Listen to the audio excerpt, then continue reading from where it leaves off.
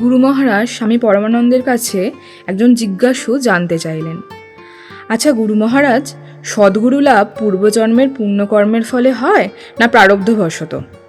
গুরু মহারাজ বললেন, দেখো, প্রারব্ধবশত বংশ পরম্পরার গুরুলাভ হতে পারে বা অন্য কোনোভাবে দীক্ষা হতে পারে, কিন্তু সদ্গুরু লাভ হয় না।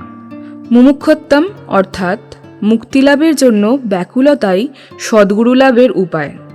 প্রয়োজনের তাগিদ অনুভব হলেই মানুষ প্রাপ্য বস্তুর অন্বেষণে নামে। যেমন ক্ষুধার উদ্রেক হলে তোমার খাবারের কথা মনে আসে এবং তারপর তুমি খাবারের অন্বেষণে যাও, ঠিক তেমনই ঈশ্বরের প্রতি ব্যাকুলতা আসলে কার কথা তোমার মনে আসবে? নিশ্চয়ই তাঁর কথা, যিনি তোমাকে শান্তির সন্ধান দিতে পারবেন বলে তোমার মনে হচ্ছে, তাই নয় কি? এইভাবে বিভিন্ন উপগুরুর কাছে ঘুরতে থাকে মানুষ। ঠিক তখনই সদ্গুরু নিজেই সেই ব্যক্তিকে ডেকে নেন, যখন তাঁর উপর সম্পূর্ণ ভার দিয়ে সে নিশ্চিন্ত হতে পারে। তাই বলা হয়, গুরু করবি শত শত, মন্ত্র করবি সার, মনের মতো মানুষ পেলে তাঁরে দিবি ভার।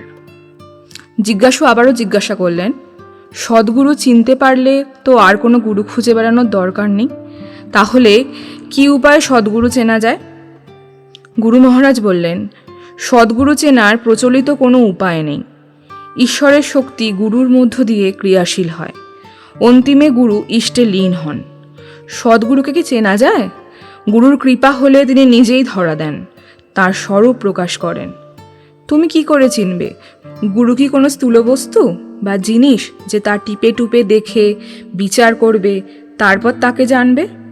অন্তর্জগতে ব্যাকুলতার আলোড়ন উঠলে গুরু ঠিকই এসে হাজির হবেন, আর তারপর গুরু বাক্যে অসংশয়, গুরুতে ঐকান্তিক নিষ্ঠা এবং গুরুর সেবা এইসব করতে পারলে তবেই গুরু তুষ্ট হন।